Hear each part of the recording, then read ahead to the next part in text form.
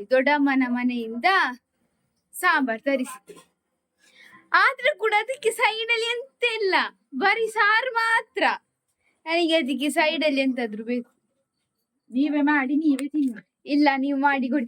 Exam ನಾಳೆ, ಒಂದು ಚಂದ ಮೂಡ್ ಇರ್ಬೇಕು ಓದ್ಲಿಕ್ಕೆ.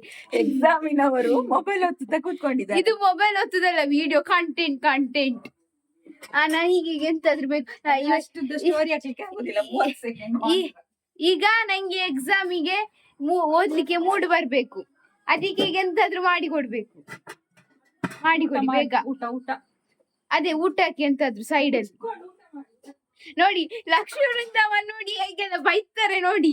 ಇಷ್ಟೆಲ್ಲ ತುಂಬ ಉಂಟು, ನಿಮ್ಮ ಎದುರು ಹೇಳುದಿಲ್ಲ ಅಷ್ಟೇ. ನಂಬೇಡಿ, ಲಕ್ಷ್ಮೀ ವೃಂದಾವನನ್ನ ನಂಬೇಡಿ. ಓದೋಡ್ಚು ನನಗೆ ಎಂತಾದ್ರು ಬೇಕು. ಒಣಗಿದ ಮೀನು ಸಾಕು ಅಷ್ಟೊಂದು ಸ್ಟೋರಿ ಆಗಲ್ಲ. ಈ ಸ್ಟೋರಿ ಬಾಡು ಚಿಂಕಿ ನಿರ್ವಿರ್ಬೇಕು.